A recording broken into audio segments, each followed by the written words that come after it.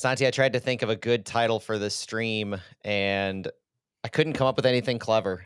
After after allowing 4 goals, the only thing was just, like, the somberness of not being able to hold 3 2-goal leads, and so looking at the stats, all Oh I came my up with god. was we actually had the lead for 89 minutes of this game. 89 minutes. That's crazy. 89 minutes, because I mean, we'll go through the game flow here in a moment, but goodness, it started off so promising. And I think, I think it was Phil who I was mentioning to earlier. Um, Looking back on it, it seems worse than it felt during the game. Like, I'm sure we'll talk about it as we get through the game flow and everything, but man, it it felt way more exciting during the game watching all those goals and then looking back and Mhm. seeing the stats and seeing all the different things. It's not as like 4 goals should be overwhelming in what they mean to an offense, but this was good, don't get me wrong, but it wasn't as, like, amazing takeaway of, this is a wholly different City team even than the past couple of games that I think I wanted it to be. Yeah, and for sure, yeah, it was a good performance, especially on the first half. But yeah, second half, it was all Portland, and Oh my I'm sure gosh. we're gonna talk about it. But I think, and this is something that has always been a City's problem. They don't adjust when they have the lead. They want Yeah. to keep going, same formation, and an adjustment yesterday would have been great. I actually had some kind of, I don't know, conflicting thoughts on how I saw the adjustments, so that'll be a good thing to talk about, but you ready to start the pod recording? Yeah. Alright, let's do it. Welcome in everyone to Flyover Footy. My name is Matt Baker, joined as always by my friend in soccer, Santiago Beltran, for another Flyover Footy Fallout. This time looking at a goal fest. Usually, when we have a goal fest to talk about, it's positivity, good things. We're excited about what the offense showed, but this 4-4 draw against the Portland Timbers at Providence Park in Portland has us all feeling just a little bit like we kicked to the groin, is probably the best I can describe it. After having a lead for 89 minutes of this game, St. Louis loses 2 points in the dying moments after of an easy foul, I guess, maybe, but we'll talk about all of the goals. We're going to talk about all the analysis, the highlights, the stats that made this one up. But let me welcome in Santi. Santi, you were on the call. How did you feel about this overall game? First thoughts. It was a really exciting game to call, especially the first half with City creating chances and scoring goals. I was really happy and I was like, hey, this team is back. It's going to get that first away win and get back on track on the table. And just looking at the live table, City was 10 points away from ninth position before the game started. With a win, it could have. It could have cut that margin to 8 points, and Minnesota lost. The bad thing is that all the other things above City and below the playoff line won. So yeah, didn't lose, got a point, but now the margins are getting narrower, and the team is gonna have to get results in most of the 8 games that it has left. Razor thin margins for St. Louis going forward now. And you do usually walk away from a draw in a place like Providence Park happy. And especially if you're seeing what you need to out of the offense. You're seeing high octane, good opportunities, multiple moments, a good progression. You're seeing a lot of things offensively in the attack that you continue to build towards. You're leveraging all of your new tools. And now you're kind of biding your time until you have depth that can complement them, but from a top level quality, it's higher than it was, and that's consistent. We're continuing to develop and see that in our offense, but it's the defense that really leaves us with all the question marks. And so let's frame it like we always do with the starting 11, give some initial thoughts. This one started off, in my eyes, exactly as we expected it to. I think that it was really in line with what we were thinking would go into this, with a 4-2-3-1, Roman Berkey and net, backline of Thomas Totland, Henry Kessler, Kyle Hebert, and Jay Reed. That four-man back line. You had Chris Durkin and Edu Leuven as the central midfielders, Nukvi Thorson wide right, Cedric Teukert and Marcel Hartl made up our attacking midfielders, and then Simon Betcher was the striker up top. Santi, I think between our consensus projections, you, me, and Stu from last week, we had this one right. There were some questions about Thor or Indy, but overall, no real surprises on this one, right? Yeah, the only question we had was Thor or Indy, and I have to call it out. Matt Baker was right on Thursday when he had Torres on his starting 11, but we talked him into Indy. To be honest, I thought after the Club America game, when Torreson had that big miss, and I think his confidence went down. I thought, well, maybe Indy will come in, but I like that. John Hackwer and the coaching staff gave him that vote of confidence and gave him Mhm. another start, because that's important too. When you take out a player just after one game that wasn't his best, that also is bad for their confidence. So I like that, and I like the starting 11. I think it was the best 11 that you could have to face Portland. And you've had consistency in Hartle on the left, Teukert in the middle. When it in practice, let's be clear, this might be listed as a 4-2-3-1, but you're seeing Teukert just as often press higher, and so it turns into kind of a 4-2-2-2. Oftentimes, you do have Thor and Hartle more in the channels, more going direct to goal, opening up space in the wide areas for Jay Reed and Thomas Totland. And this works fairly well. I mean, we had multiple good opportunities, especially at the end of the first half, just peppering the goal. I think there was 4 or 5 shots between 45 and 45 plus 2. But overall, looking at the stats, this was a game where Portland really seemed like on the stat sheet that they should have dominated. You had possession in the entire game, 40% to St. Louis, 60 to Portland. The XG, depending on where you look at, Hmm. makes Portland look like a superhero team out here, with Apple showing them at 5.72 XG. Most other sites had them in the 3.8, 3.9 range, FOTMob, Opta. But St. Louis just sticking there around that 1.6, 1.8 XG. On 4 goals, that's pretty extraordinary when one of those goals was a PK. And so, not to get too much in the weeds, but a big takeaway from this game is yeah, we scored 4 goals, but our XG of 1.6, 0.79 of that, almost half of that XG came from Edu Leuven's PK that scored the second goal. So quality shots continues to remain a question mark for City. But I think the benefit now is that we have the kind of players in Hartle. Nuki Thorson is getting into that level at this point where we are converting some of those low percentage chances a little bit more than we used to. And we are having some significant success on our set pieces. The set piece strategy has always been a uh, net positive for St. Louis. That's always been a strength of ours. But over the past few games, dating back to the first game of Leagues Cup against Dallas, you're seeing a lot more consistency in their ability to convert with these set pieces. So that's a big takeaway for me. Just framing everything is we're earning the set piece chances. And I think that speaks to the quality in the attack as well. The ability to earn the set pieces and then convert off them is something that's carrying us forward.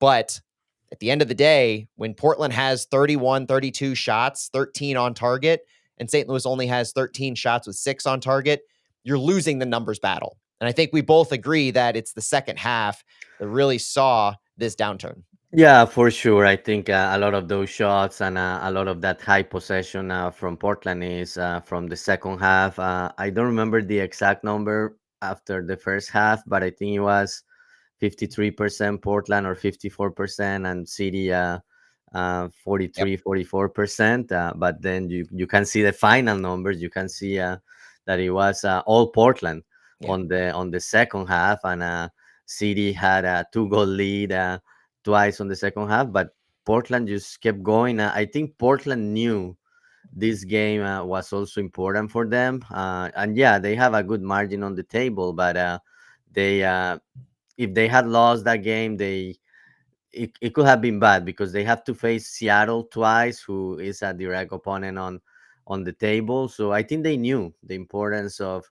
this game, and they went for it. They said we're not gonna give up. We're gonna continue attacking, trying to create chances. Even with when they lost Felipe Mora due to that red card, they kept with the same plan and putting numbers in St. Louis's end of the field. And in the end, they ended up getting that equalizer. It was an important point for them for sure.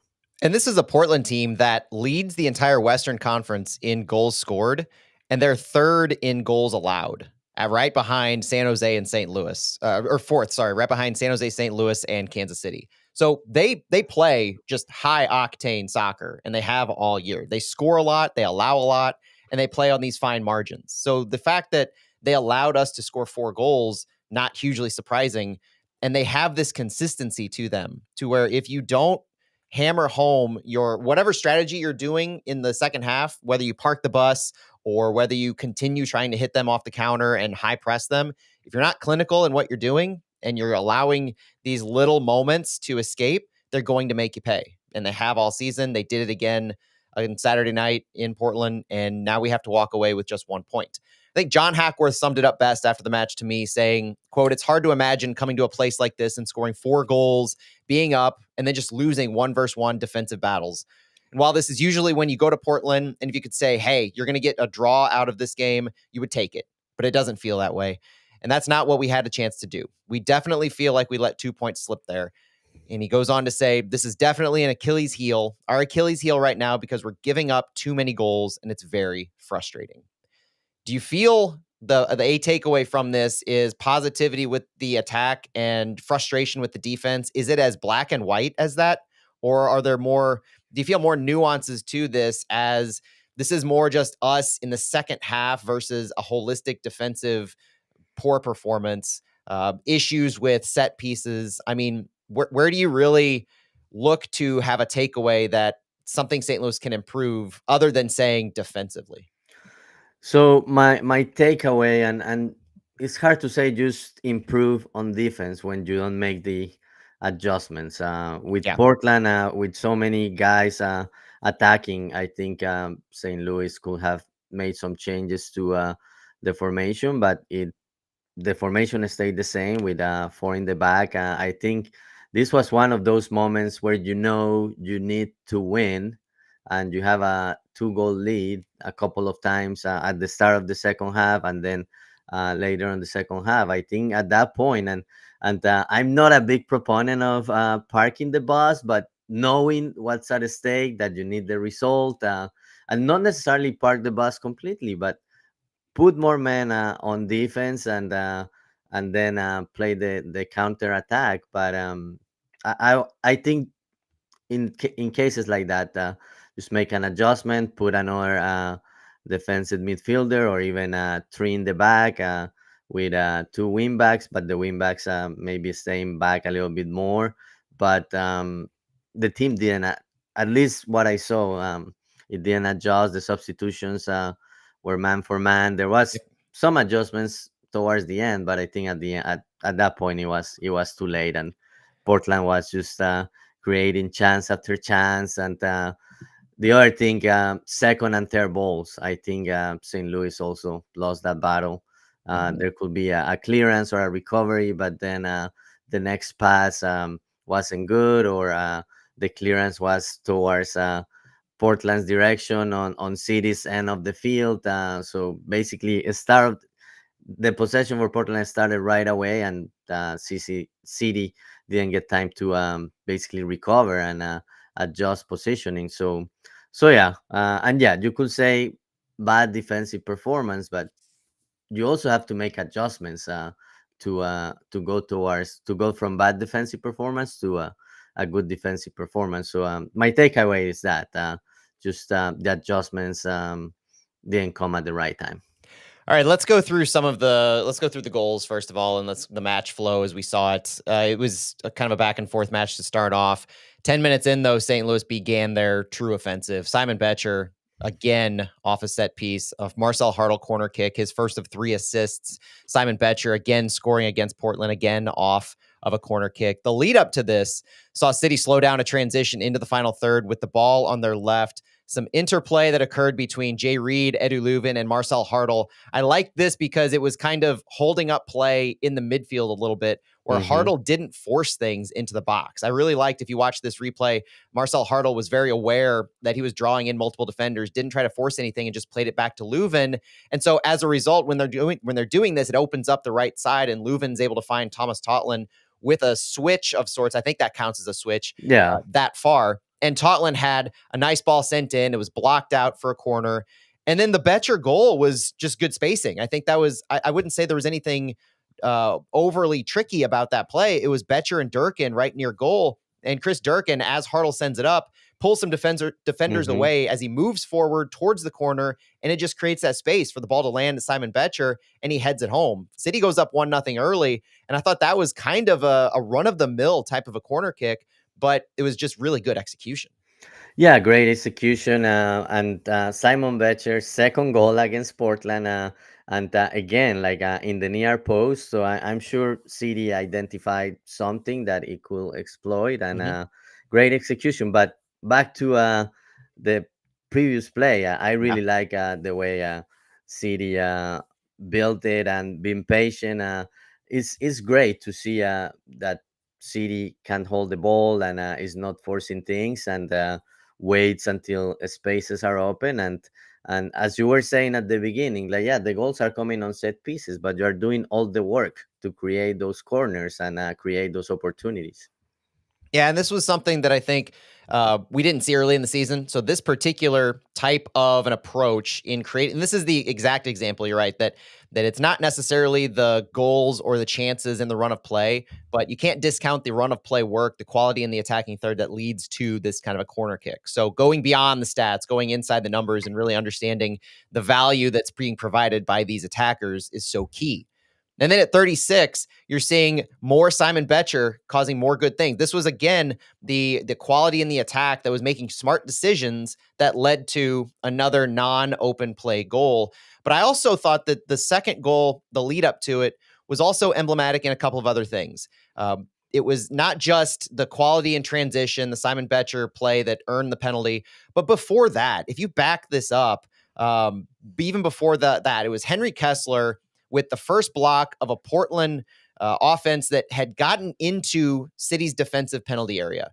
And if you look, one of the stats we're going to talk about at the end of the game is a number 30.94 meters. And that's the average height of defensive action for St. Louis City. It's so low. It's in the final third of St. Louis's defensive end. That's the average height that they would make a defensive move on a player, whether it's an interception, challenge, clearance, recovery, block pass, or tackle. And so having Henry Kessler make this as the first time that they're really preventing Portland to try and create a turnover, intercepting the ball in our defensive box, that versus a high press turnover that we Hmm. usually see lead to some of these, I think that really set the tone. Or if you look back on this, you can point to that play and say, okay, that's what St. Louis was really going for. They weren't as interested, it seemed, as and high pressing as they were in letting Portland move forward and hitting them on the counter. And this was a clinical success in that. Henry Kessler, with the first block on the touch in Portland in our own penalty area, quickly passes it out to Chris Durkin, gets it over to Edu Leuven, Marcel Hartl back to Leuven, and then outstretching it to Cedric Teuchert. So it's turning the ball over in our defensive third, but it's having the quality to do something with the ball there, to maintain possession, quickly draw Portland into them, and then create the space that Leuven is able to outstretch it to Teuchert, and Teuchert runs with it. He starts the break with a 3v2 that has Simon Betcher on his left, Knut Thorson wide right, and Teuchert is able to draw both defenders in close to him, carrying the ball, making that smart decision, knowing when to pass the ball more than anything, and then gets the ball open in space to Simon Betcher, who creates what he needs to do in the box, a dangerous location where he has the angle and he draws the foul, obviously going straight through his legs, Miguel Araujo, and he earns the PK. Where he we don't know if the shot he would have gotten off would have been quality enough to go in. He had a good angle, but ultimately it doesn't matter. He did what he needed to do to put us in a position for a PK that Leuven then converts with as hard of a PK that I can remember him taking. Thank God he learned from what he had been previously doing and what St. Louis had previously not had success in with the little run-ups. And City now goes up 2-0. Am I making too much out of the build up to this, or were you loving what you saw 36 minutes in on this build? I love it. It took 5 passes to go from City's box to Portland's box, and just create that 3v2 opportunity, and Toyhart holding the ball really well, and then Bescher, and I don't know if it was just because Araujo was already like on his way to make the foul, but he got he was able to get out a very weak shot, but in the Mhm. end, Araujo touched him, and it Yeah. was a clear penalty. But the execution on the play was great, and it shows that St. Louis is good in transition, but also looking at our plays, looking at the first goal, St. Louis can also hold the ball. So you have now two weapons. It's not only the quick transitions, still you can use that quick transition. And as you were saying, this wasn't like a press opportunity that was created with high press. It was starting on in St. Louis's box, and just the quality of the touches and the fact that it takes 5 touches to get to the opponent's box is great. And St. Louis combining the quick transitions with touches and being patient. I really like what the team is doing on offense. And they're withstanding Portland. I think that's one of the big things. You mentioned the possession. Portland still had more than 50% possession in the first half. So now we're 30 plus minutes into the first half, and Portland's still having a pretty good amount of shots come off. They had sequences there where we went like 10 minutes, I think, without St. Louis having a shot, and Portland had about 5 in that span between 25 and 35. So they're getting their opportunities. It's a combination of Berkey at the time and the defense was holding. And I actually thought in the first half that the defense was a strength. They were showing a couple of different ways in which they can defend what Portland was offering. They could drop back when they needed to and make sure they were kind of bunkering. You had times where there was 6 players, all 6 of the back line and the 2 midfielders in the box defending when Portland had possession, but also when you're spread out, you were high pressing there a little bit at the beginning. So I was impressed with St. Louis's ability to track back and make sure that they weren't giving Portland space for these open play shots that they had, which were plentiful in the first half. But then 39 minutes, we kind of let it lapse, right? There was a little shooting ourselves in the foot that led to this turn that created a turnover for Portland and led to the jump for them. 39 minutes, Jonathan Rodriguez pulls them within 1 from Felipe Mora. The build off of this was a city turnover at midfield. So there was a play that was occurring. Chris Durkin made kind of an errant pass, intercepted for the counter. And I saw this, the more I watched this replay, the more frustrated I was because it was just an unnecessary pass. There was Yeah, no real pressure on Chris Durkin to make this move. Simon Betcher had all the pressure in the world. He was the one who held the ball on multiple defenders and playing the ball out of pressure back to Durkin. Durkin could have dribbled the ball. He could have just made better choices, I think, is the takeaway here, because he tried to immediately give up possession of the ball to Edu Leuven. It kind of looked like a borderline no-look pass. I'm not really sure what he saw, but yeah, it was just too far from Leuven on his pass, and then Portland was on the jump, quickly transitioning into the box. Felipe Mora received a pass near goal in the right channel and then passed it through the back line as they're working on their transition defense to Jonathan Rodriguez. Now, Thomas Totland gets some flack for this one, but if you look at the entire sequence, Jonathan Rodriguez had the angle the entire play. Thomas Totland was outside because, remember, this was a turnover and a counterattack for Portland. Thomas Totland was in the position that he would be offensively wide right, where he would have made a run outside of Betcher. So Jonathan Rodriguez had the angle the entire way back. Totland was tracking. If he would have attempted to cut inside, he would have been beaten by 5 yards at this point instead of staying step for step. And Rodriguez just had that last bit of energy to push past Totland even further, open up space to score the goal that cut the lead down to 1.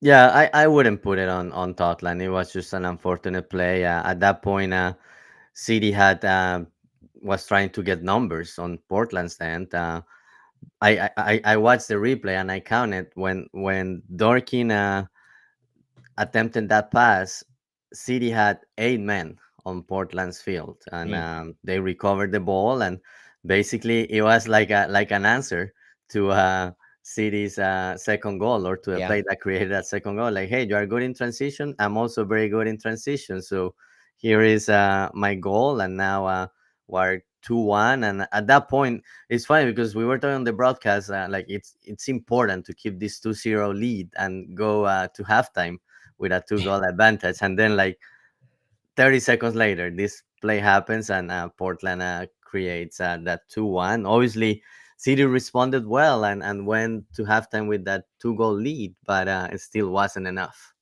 And that was where St. Louis, I think, gave you the most hope. For me, if I could point to one specific part of the game that gave me the most hope, it was right into halftime, because as I mentioned, that 25 to 30-minute mark where Portland's having some consistent shots on goal without St. Louis getting anything off, you had that same thing happen for St. Louis, where they had multiple shots coming off around 45 plus one that was really punctuated not only by the Cedric Teuchert goal on the set piece corner kick, but Knut Thorsson's shot from the top right of the box that created this corner chance. The shot was blocked by Maxime Crepeau, creating the opportunity for Hartl to get the ball in. And the corner itself was an amazing job at 45 from Marcel Hartl. Like, all credit to him for what he was seemingly able to do with the English on that ball. The way he was giving it a spin that seemed to fool everybody in the box. It It was, fooled me too. I didn't, I mean, I had to, I still don't know because didn't have a good angle from the TV, but I want to see the trajectory that ball had. Like, of all of those sideline videos that City puts out sometime, I would love to see the way this ball Oh curved in the yeah. air, because it did something that just seems to defy the laws of gravity in what it did in going, fooling everyone to think it was going near goal, and somehow ended up at the top of the box for Cedric Teuchert to wrangle. I know. I called it on the game when he kicked the corner. I was like, okay, ball going to the far post, and then Yeah. I see Toy Harshu. I was like, what? So yeah, it'll be great to see if there is video to see the trajectory of that ball. But yeah, I think it fooled Portland too. Even Crepeau, I think he wasn't ready for a shot, even though it was deflected a little bit. I think it surprised Maxime Crepeau too. Yeah, so there were four shots that led into that, three shots that led into that. So four Hmm. total from St. Louis before half. And then you had a quick opportunity back and forth in stoppage time for both sides.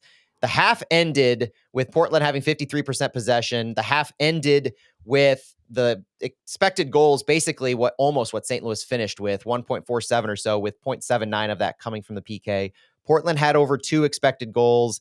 The shots were skewed to Portland 15-10, but the shots on target were about even at 6-5, Portland with the advantage.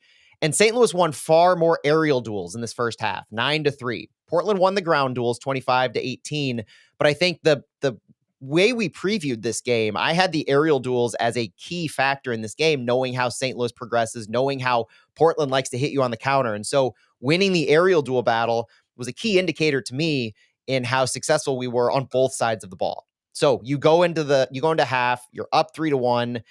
You get zero credit from any of the Apple announcers on the quality that St. Louis was showing. Shocked that we would come into Portland and be up 3-1. I wasn't necessarily, I think I vented a little bit on social media, on Twitter, X, that I was frustrated in the lack of respect the St. Louis offense was getting, because I truly felt that this first half was carrying forward what we had seen during Leagues Cup. It was the build of the attack that at this point in time, this is the City attack. They're going to create and score in these moments that they have. You're seeing very good quality from Hartl, Teuchert, Betcher, and Thorson, with Edu Leuven complementing them. I mean, this is a team that's gelling offensively. And if you can go into half only allowing one goal, then it goes back to what you said at the beginning, the tactical adjustments. You're setting yourself up for exactly what you need to do in the second half to make this game your own, to make Portland uncomfortable, and to really put the onus on them to do something. And so this is St. Louis in the driver's seat going into halftime, coming out of halftime, and being able to dictate things. But it didn't happen. It fell apart quickly. You didn't have an immediate goal. No, you had a lot of back and forth at Mhm. about the halfway, a little before the halfway mark of the second half. But Portland came out early. They came out 57 minutes, Felipe Moore from Evander, and they cut the lead again. From this was the second time that this 2-goal lead had closed. They were in possession more or less. Left back Claudio Bravo took the ball wide left to the touchline. Knut Thorson had him 1v1, and the lines were being stretched by St. Louis. I think I counted 5 City players in the box as Claudio Bravo had the ball on the touchline. And as the ball goes in the air, you had about 5 City players watching that ball go in the air. Mhm. And so when the ball's flying, City players looking up, Evander far post heads the ball back centrally, and you see Felipe Moore finish it off. Now, going further into that, not just ball watching as the ball's sent up, but you do have Henry Kessler in the box realize that the ball goes past him, and so he flips himself goes to the goal line itself, right next to Berkey, to be an extra body because he had lost it. It wasn't going to his player. He was now going to be a defender on goal. And he did have a borderline save during this game as well. Right. So, but when he moved to this spot, it left Felipe Mora completely open in between Kessler and Durkin. And so I'm not saying this was a bad move by Kessler to drop into the goal line, but if you're going to do that, you have to have some awareness by other players. And unfortunately for this one, it just happens to fall on Chris Durkin, who had that space created between the two, as needing to see what Kessler was doing and step up.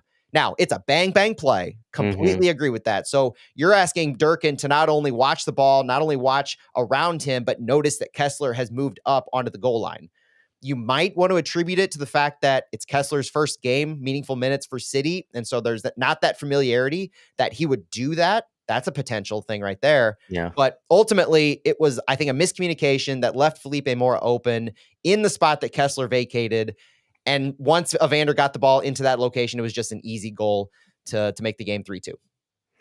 Yeah, yeah, and just even the lead up to that play, and this is what I was talking about with the second ball, third balls, when you win possession again, and maybe the next pass is not good. Before Portland created this opportunity, there were a couple of times City recovered the ball and tried long passes to find Simon Becher. Both were unsuccessful. Portland recovered and kept attacking. But the other thing that I saw was the space that Claudio Bravo had on the left. And when the second half started, and when I said City needed to make adjustments, this is one of the things that I think the team could have responded to. Like Portland went basically to formation where both left and right back, they became wingers, and they were defending just with their two center backs. And Claudio Bravo on the left had a lot of time and space, not only on this play, but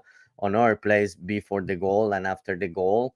And I felt the team could have made an adjustment there to not give so much space to Bravo. So yeah, good execution from Portland, but at the same time, and when you look at that replay, like the space that was left for Felipe Mora because Kessler went to a goal line.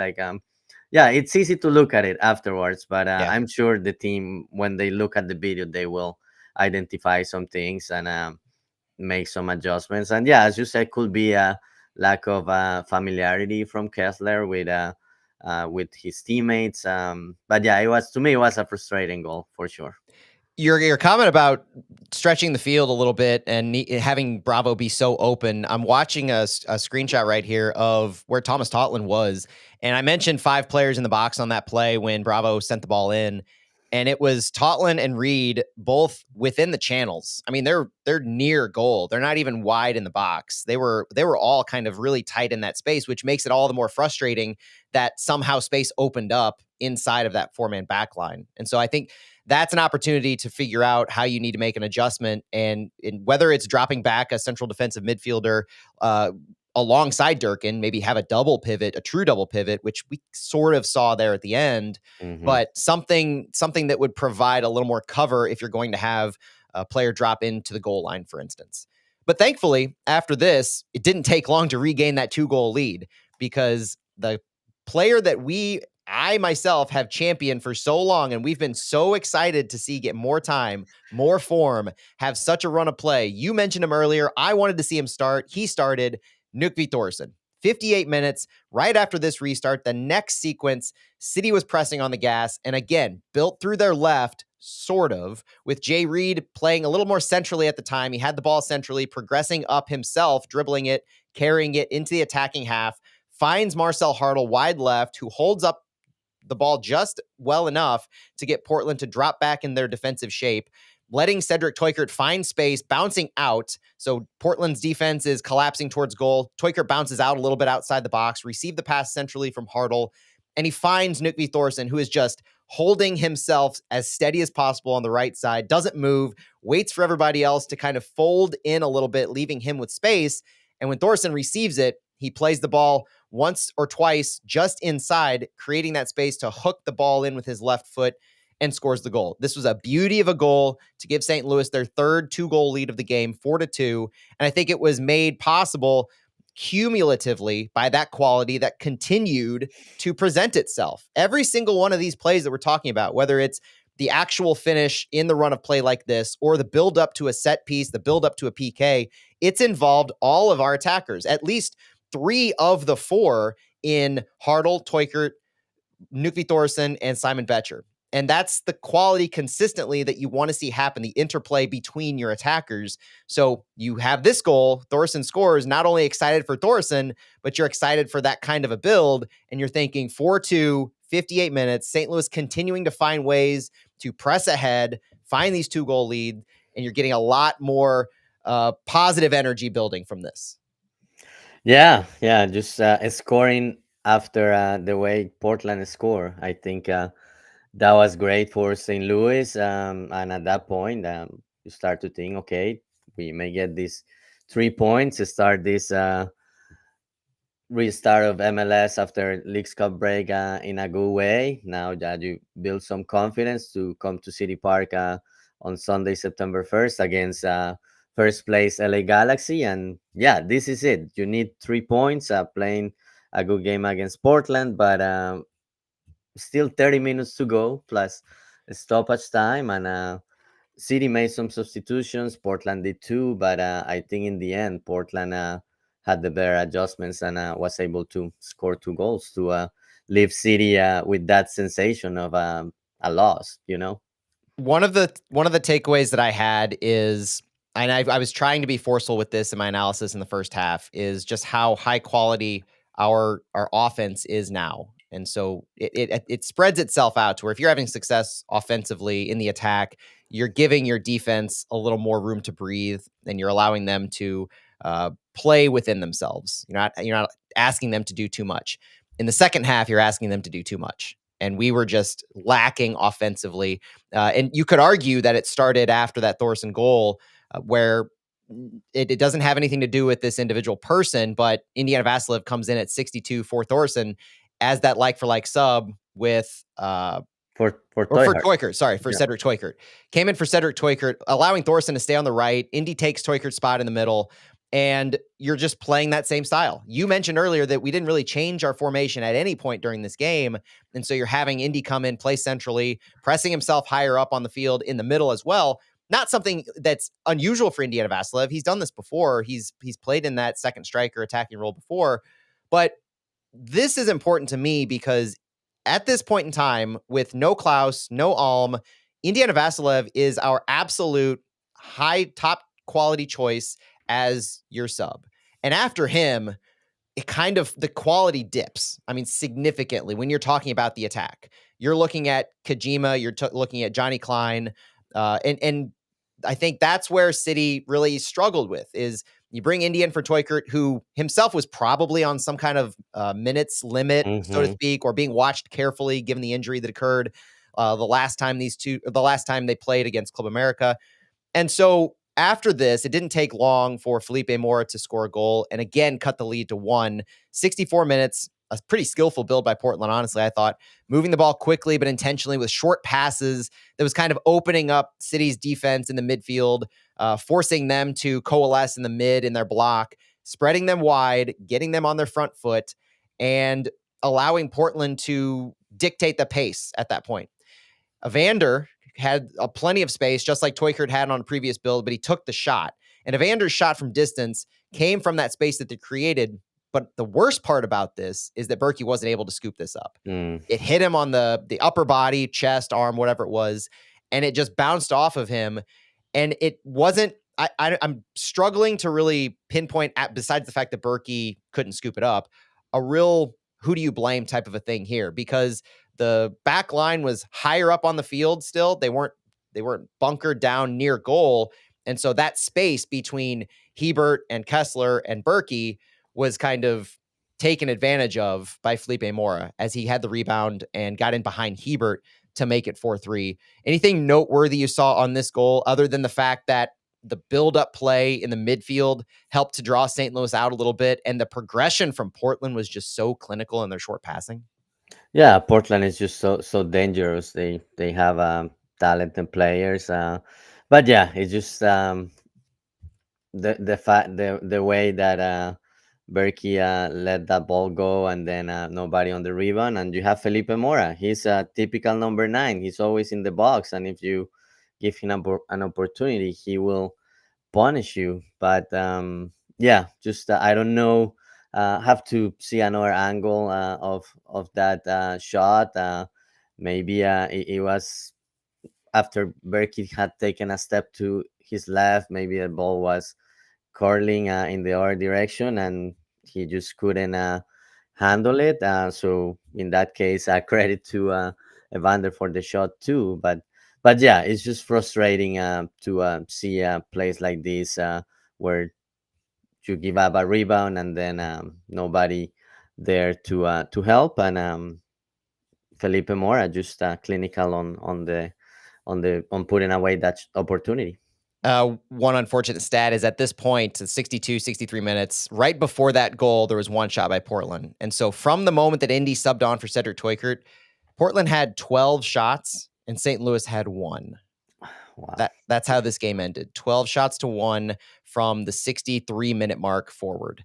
So you have this goal at 64 that brings it within one. St. Louis subs twice in two sub windows, or they sub four times in two sub windows, rather. Hmm. 69 minutes, pretty much right after the goal. Kajima and Horn come in. Giannis Horn making his St. Louis City debut for Nuki Thorson and Jay Reed. More like-for-like subs. You have 86 minutes. St. Louis subs Akil Watts and Jake Girdwood Reich in for Thomas Totland and Simon Betcher. This is fascinating to me because I expected them to change their shape on this, bunker a little bit more, maybe go three center back and just provide more width in the defensive end. But they stayed true to their 4-2-3-1. This defensive shape had Indiana Vasilev moving up centrally into that striker / first presser role. I hesitate to say striker because I just mentioned they had one shot after Right. 63 minutes, and it was Giannis Horn in the dying minutes of stoppage time. And so Indiana Vasilev as that first presser. You had Edu Leuven step up into that number 10 central attacking midfielder role.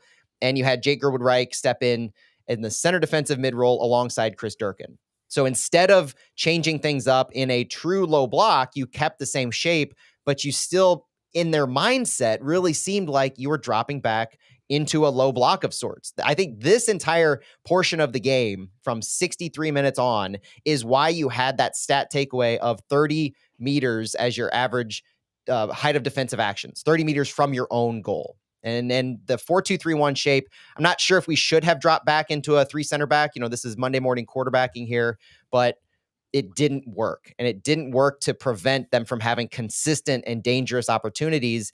And you didn't leverage your remaining in a 4-2-3-1 offensively. You had no attack that you were generating from that could really keep the ball into your attacking half and take any sort of pressure off of the defense. In fact, at 83, you almost gave up your fourth goal right there. But there was an Hmm. offside call on a corner kick that thankfully kept the lead at 4-3. And then you go into stoppage, 12 minutes of stoppage, in fact.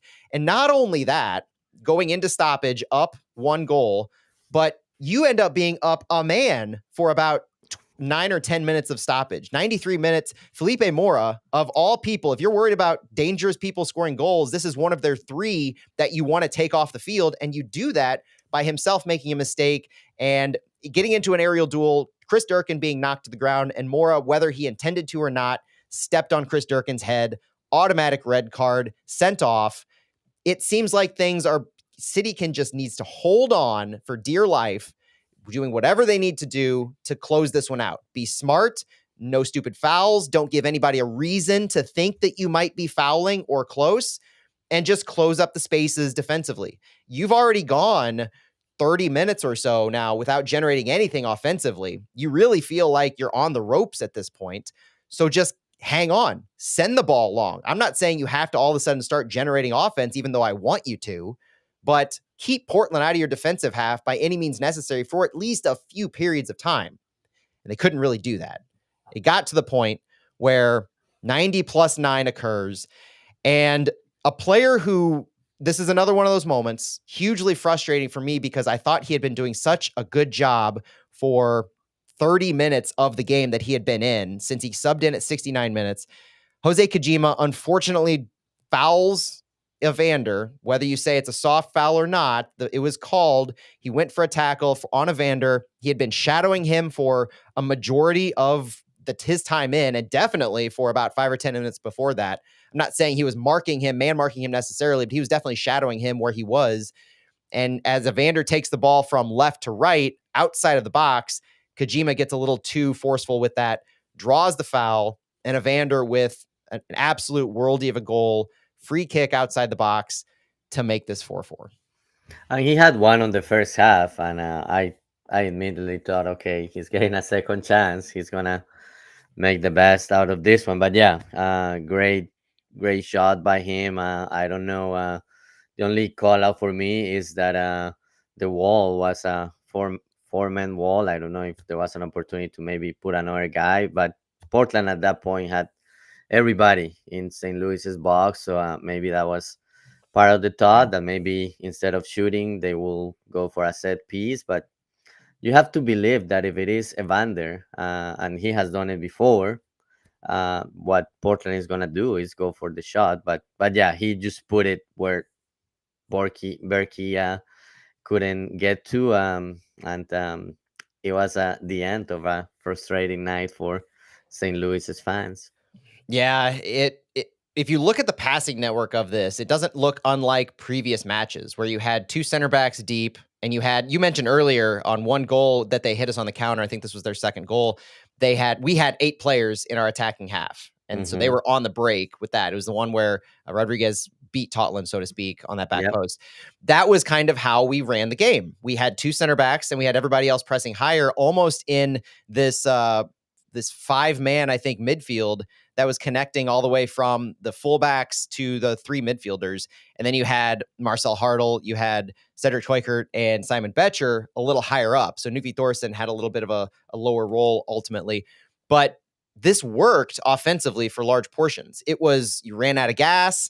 It was you couldn't keep up the intensity in the second half. Or worst case for me, you purposefully took your foot off the pedal and you were dropping back and just unable to be quality in what you were defending with.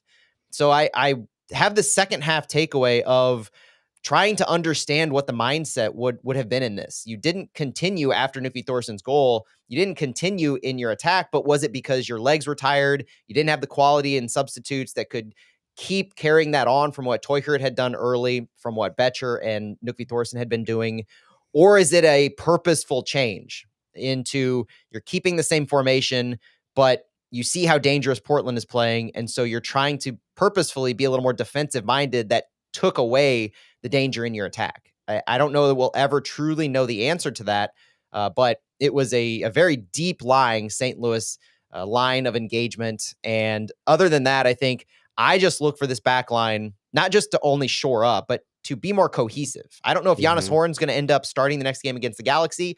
I would bet that Henry Kessler continues to start, and we need more time to get those cohesions together, making sure that you're, especially against this Galaxy team we're going to play next week. If you show like you did against Portland, where you're spreading wide, but also you're not even being clinical in the tight spaces that you're keeping when you're dropping back 4 or 5 players into the box, you're going to get exposed and you're going to get beaten, and it's going to be ugly.